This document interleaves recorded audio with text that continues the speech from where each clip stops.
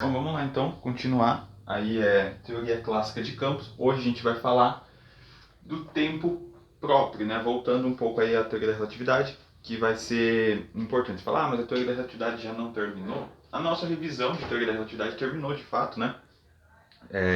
Mas a gente vai acabar precisando usar, quer dizer, o tempo próprio, porque, bom, vai ficar claro. E aí, na aula passada a gente falou sobre a invariância da contração de índices, né? E hum, a gente já está quase chegando no final, né? Então, deixa eu só pegar o giz aqui que eu acabei me esquecendo. Ok. Então vamos lá. Como a gente já discutiu algumas vezes, né? Bem no começo, a gente está interessado em descrever o campo eletromagnético, né? A dinâmica do campo. Só que para isso, este campo tem que ser compatível com a teoria da relatividade. E de fato, o eletromagnetismo é compatível com a teoria da relatividade, necessariamente, né? E assim como a relatividade geral. Só que é claro que é muito mais complexo descrever a teoria da relatividade geral em termos, né, de teoria clássica de campos. Então, bom, vamos começar relembrando da nossa relação talvez fundamental, né, da teoria da relatividade, que é o nosso invariante, né? Então a gente sabe que ds quadrado é dado pela métrica, né? Eta mini dx mi dx ni. E esse cara é invariante, né? Para referencial inercial. Isso significa dizer o seguinte: o ds independe, né, do referencial. Então, se a gente imaginar, por exemplo, um corpo em movimento com velocidade constante, eu posso falar que o ds, esse cara aqui, né, como ele é invariante, ele é igual a um ds', no outro referencial, né? ds' quadrado. Tá? E se se esse cara aqui é um invariante, eu posso falar que o menos ds, se eu tenho aqui, por exemplo, por exemplo, um invariante que no caso aqui é positivo. Eu posso falar que o negativo dele também é invariante, né? Eu só estou trocando o sinal. Ou seja, eu vou falar que menos ds quadrado é invariante também. Logicamente, né? É invariante. E quem que é esse menos ds quadrado? Eu vou definir esse menos ds quadrado como sendo... Estou definindo, tá? D tal quadrado. Quem que é esse d tal? É o tempo próprio, tá? O tempo próprio é o tempo medido naquele referencial em repouso. Se eu tô no meu referencial e eu tô em repouso em relação... Qualquer um que está em determinado referencial está em repouso em relação ao próprio referencial. Não tem, né? Tipo, meio óbvio pensar isso. Se você está dentro de um carro, você sabe que o carro está andando, mas, pô, em relação ao carro, você está em repouso, né? Então, qualquer tempo, todo referencial é capaz de medir tempo próprio, tá? O tempo próprio é a medida feita no referencial que está em repouso em relação a quem está medindo, né? Então, como todo mundo consegue estar em repouso em relação a algum referencial, a gente consegue medir tempo próprio. E, bom, voltando então ao nosso corpo em movimento, eu posso medir o tempo da seguinte maneira: d tal, que é o tempo próprio, é igual, d tal quadrado, né? É igual a dt, que seria o tempo, aquele tempo relativo, né? Menos, sei lá, dr. dr estaria me indicando, no caso, a posição deste corpo que está em movimento, né? Em relação ao referencial inercial. E aí, bom, matemáticos me perdoem agora. Se eu fizer isso daqui, dividir por dt em ambos os lados da equação, ou seja, d tal ao quadrado, né? O quadrado do tempo próprio, sobre dt quadrado, eu vou dividir dos dois lados por isso. Então, aqui eu tenho dt quadrado sobre dt quadrado menos dr quadrado, aqui eu esqueci do quadrado, dr quadrado sobre dt quadrado. Bom, esse cara aqui é 1, evidentemente. Então eu tenho d tal sobre dt quadrado, né? Igual a 1 menos... O que é a derivada da posição em relação ao tempo? É a velocidade. Então isso aqui é 1 menos v quadrado, né? 1 menos v quadrado. Bom, se eu inverto essa relação aqui, então eu tenho dt quadrado sobre d tal ao quadrado. Isso aqui é 1 sobre 1 menos v quadrado, certo? Se eu passo esse cara dividindo aqui, eu tenho dt quadrado igual a 1 sobre... Eu posso escrever d tal ao quadrado aqui, né? Eu tenho d tal sobre 1 menos v quadrado. Agora, extrair a raiz em ambos os lados desse cara. Se eu extrair a raiz, para ficar mais evidente, eu vou deixar o 1 aqui e vou escrever o d tal ali do lado para vocês verem o que eu estou querendo dizer. Extrair a raiz em ambos os lados aqui, eu tenho que dt é igual a 1 sobre raiz de 1 menos v quadrado. Raiz de uma coisa ao quadrado é a própria coisa, né? Então aqui eu tenho d tal. Quem que é esse cara aqui? Esse cara é o fator de Lorentz. Aí você fala, mas e o sobre C? Sistema de unidades naturais, né? A gente está usando a velocidade da luz igual a 1. Então esse cara é o próprio fator de Lorentz, né? Então a gente tem, no fundo, a gente mostra a dilatação do tempo de uma maneira muito natural, né? Que dt é gama d tal. Isso aqui é a mesma coisa que dizer, né? Que ΔT é igual a gama vezes ΔT0, né? Aquele ΔT0 que aparece, quando a gente está falando lá na... A primeira vez que a gente vê a relação da dilatação do tempo no ensino médio, a gente vê como gama dt0.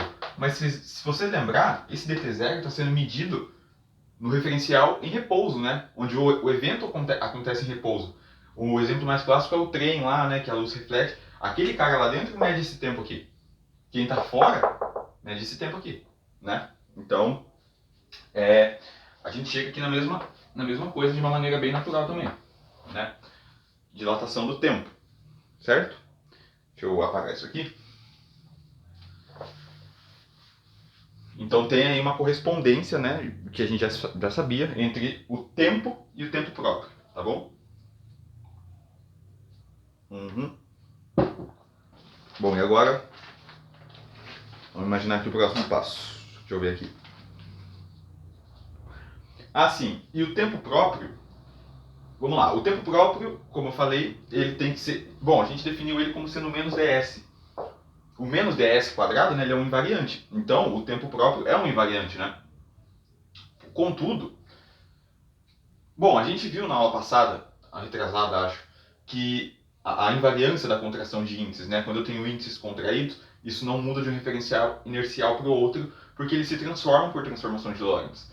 Então, eu posso escrever o meu tempo próprio, esse d tal aqui, como sendo uma contração da métrica com esses caras aqui, ou seja, menos, né, porque ele é menos ds quadrado, menos eta mini, dxmi,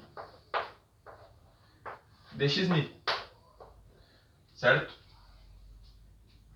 E aí, bom, se eu imaginar então, deixa eu pegar aqui um outro giz, que eu tenho bom, vou desenhar aqui um gráfico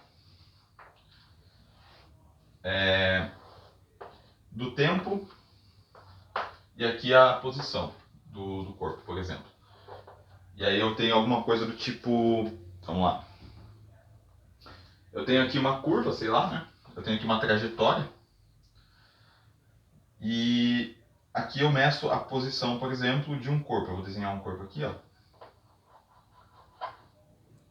E aí eu tenho aqui no meu vetor R, né? Esse aqui é meu vetor R. Eu vou dar, no fundo, eu vou dar as coordenadas já em termos do tempo, né? Então Rmi, tá bom? Rmi. Então é o seguinte, né? A forma mais natural da gente fazer medidas no contexto relativístico é tomando como o nosso parâmetro, né? Assim como na mecânica clássica a gente toma o tempo como parâmetro, né? Já que no limite não relativístico essas duas coisas, tanto o tempo próprio quanto o tempo, são iguais. Então, a gente vai tomar aqui no contexto relativístico como parâmetro o tempo próprio, né? Se a gente usasse o tempo como base, né, para medir os objetos, a gente acaba que estaria cometendo um equívoco com a relatividade por causa da dilatação, né? Então, no fundo,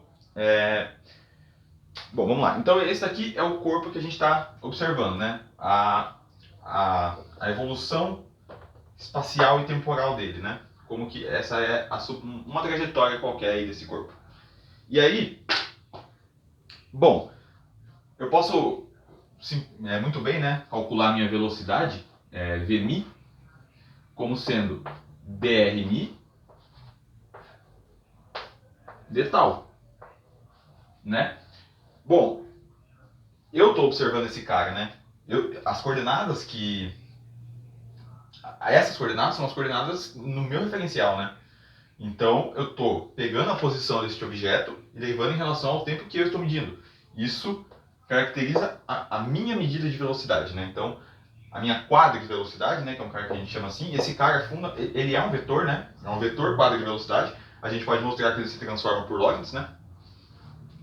E aí, bom, só que eu posso abrir isso aqui em regra da cadeia, se eu quiser, e escrever a derivada da posição, né? Então, drmi dt, agora estou falando de dt, não de detal, dt detal.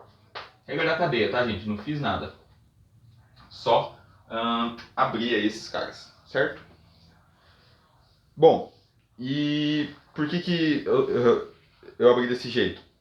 Justamente porque quem é dt detal? Dt detal é o nosso gama, né? É o fator de Lorentz. E esse cara aqui é a velocidade.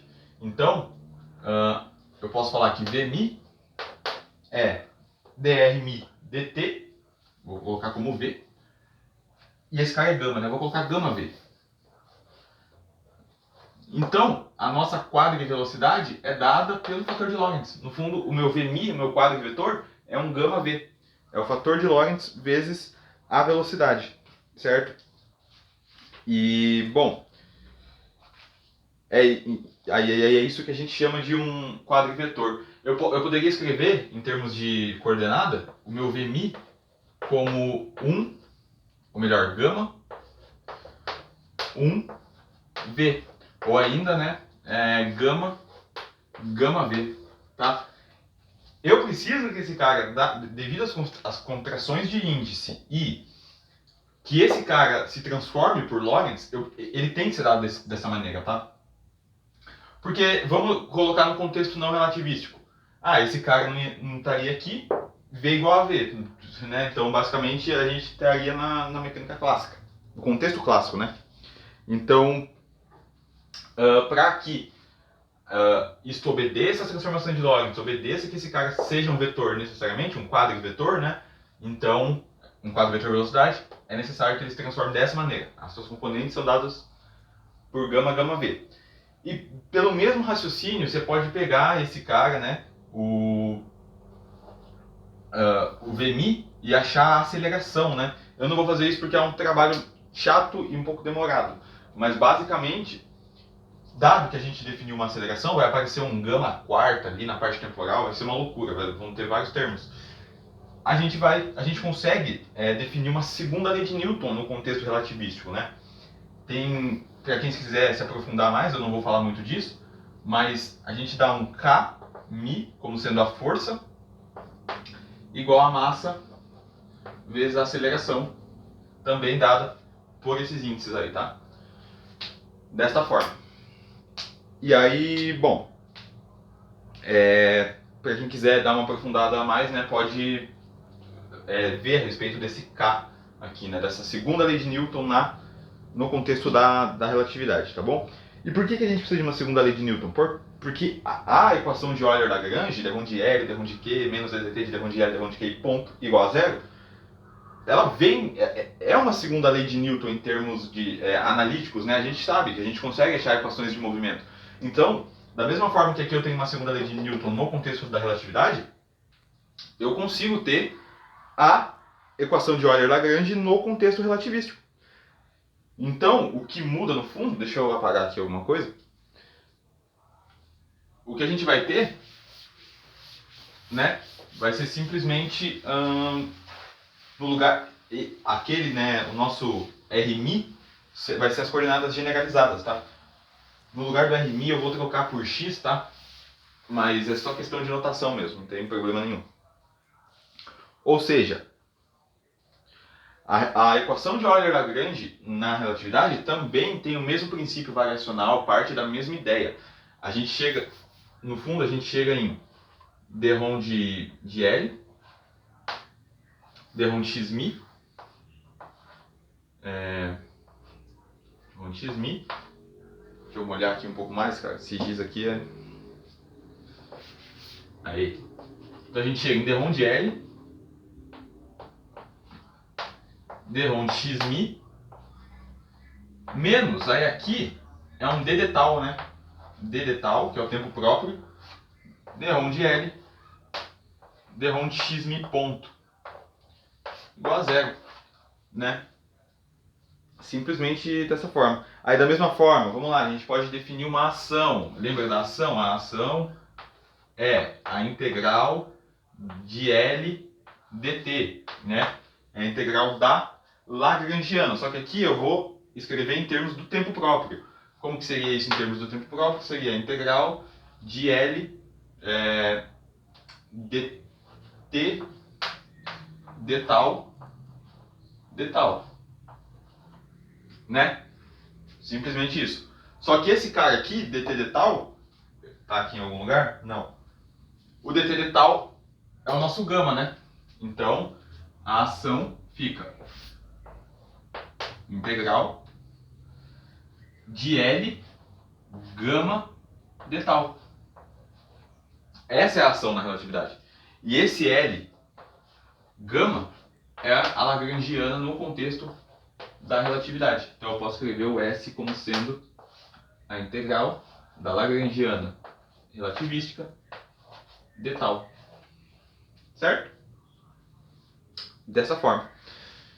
E então, assim, para ir de uma lagrangiana para outra, veja que basta que a gente divida para um fator, por um fator gama, né, que é o fator de Lorentz. Se a gente divide esse cara por um fator de Lorentz, a gente volta à lagrangiana não relativística, né, que é justamente o limite ali. O fator de Lorentz separa, né, o que é relatividade, da onde começa os efeitos relativísticos a fazerem diferença, e quando a gente não precisa assim usar os efeitos da relatividade, né?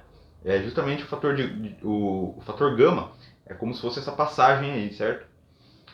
Então, bom, lá na terceira aula, eu acho, a gente falou, né, da lagrangiana de interação, a lagrangiana interação entre partícula e campo, né? No caso era a carga, né? Então carga-campo. E aí a gente estava falando para uma carga pontual. A gente chegou, deixa eu pegar aqui a colinha, a gente chegou que a lagrangiana de interação, ela era, vou colocar aqui, a lagrangiana de interação era menos carga φ menos v escalar a, né? Esse cara aqui foi dado em termos deste campo A, né? Deste potencial elétrico. Que a gente ele vai ser um potencial. A gente viu já né, na aula de tensor eletromagnético que esse A aí é um potencial quadrivetor. No caso, isso para o caso clássico, né?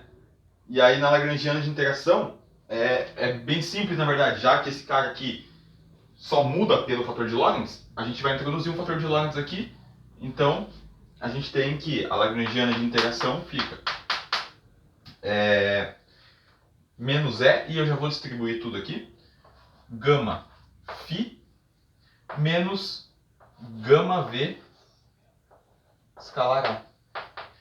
Agora pega, a gente viu que a velocidade, estava aqui em cima, né, eu apaguei, ela era dada por gama V, o quadrivetor, né? Gama V. E olha o que eu tenho aqui, gama V. Você fala, não é possível. Pô, isso daqui é a quadrivelocidade. É o quadrivetor velocidade. Então, no fundo, eu posso né, simplesmente substituir aquilo ali.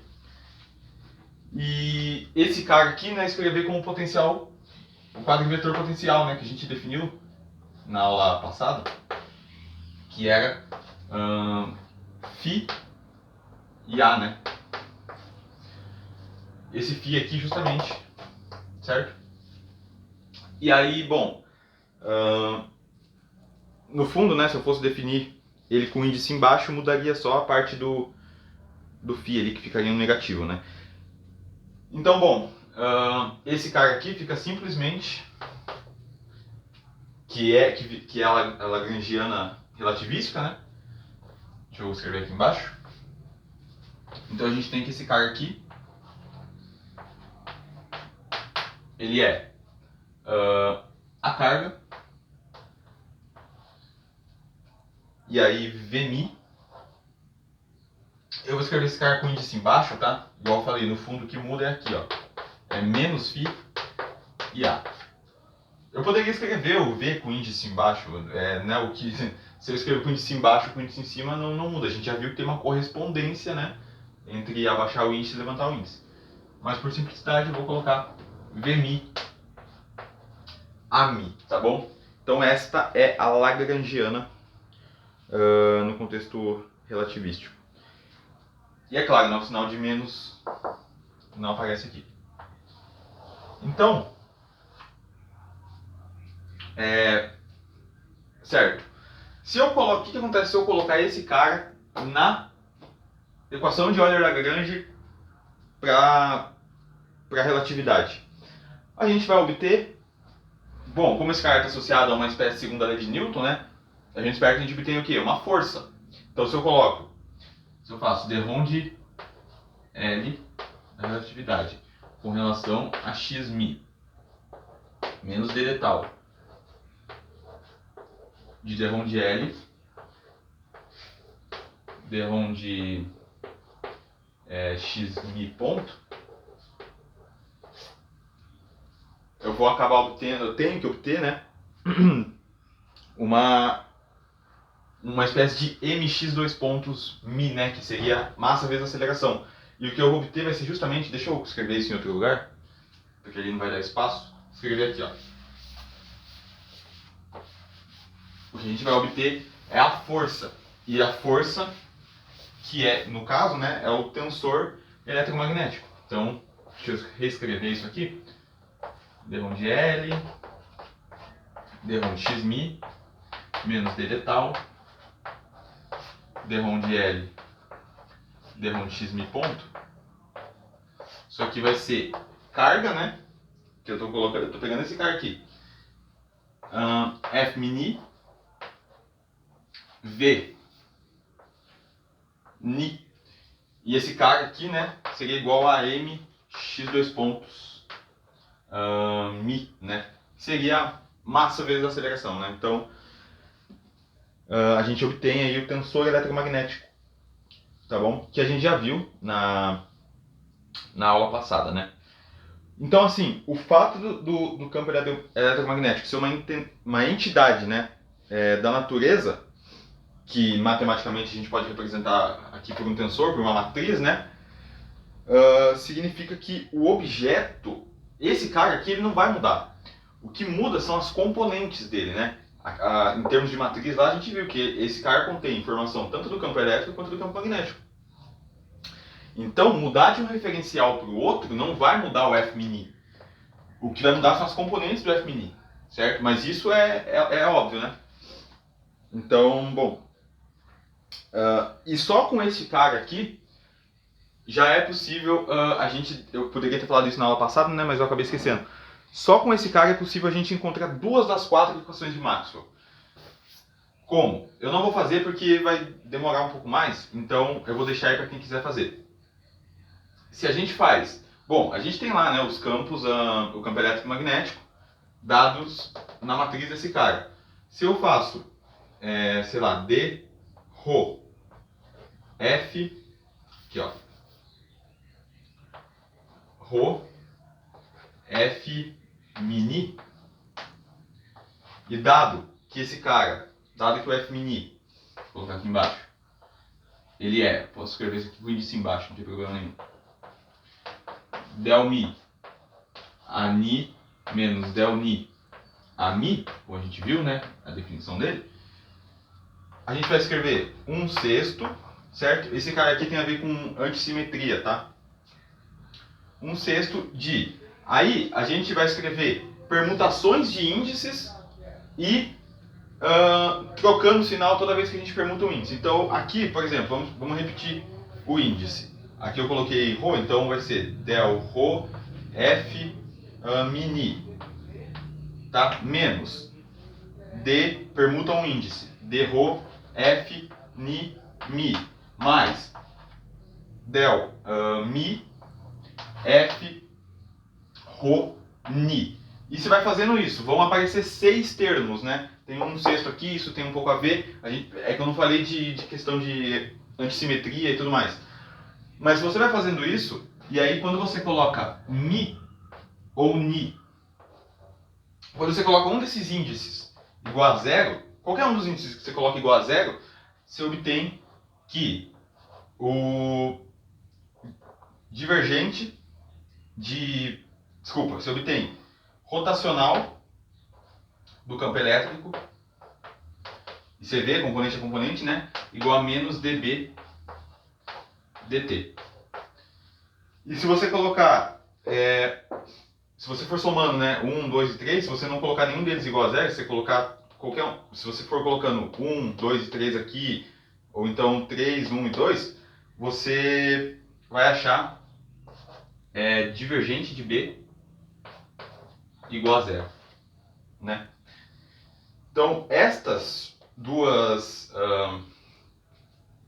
equações de Maxwell, elas já estão praticamente elas estão garantidas, né, quando você faz, deixa eu ver se está gravando aqui, elas estão garantidas quando a gente faz esta permutação aí, né, de índices, quando a gente usa esse cara aqui, certo? E aí deixa eu só ver se falta falar de mais alguma coisa. Onde que está a minha anotação? Então, fica aí. Eu acho que para a aula de hoje, na verdade, era isto, tá? Então, bom, só recapitulando. A gente falou do tensor eletromagnético na aula passada, né? Que é esse cara aqui. Vimos as componentes dele. E, bom, nessa aula que a gente fez foi... usando o tempo próprio, a gente naturalmente chega na dilatação do tempo e mostrando que quando a gente coloca a lagrangiana relativística, né, o que passa de uma lagrangiana no contexto clássico para uma lagrangiana no contexto da relatividade, o que muda é simplesmente aquele fator gama, e que é justamente a ponte, né, que a gente tem. Então, quando a gente faz isso, a gente pode definir, como eu falei, uma segunda lei de Newton, a gente pode, na relatividade, né, que é dado por aquele K índice μ, se a gente coloca esse cara aqui na lagrangiana da relatividade, naturalmente a gente chega. Bom, se esse cara fosse no contexto clássico, o que a gente ia obter no lugar do F mini? A força de Lorentz, que é o quê?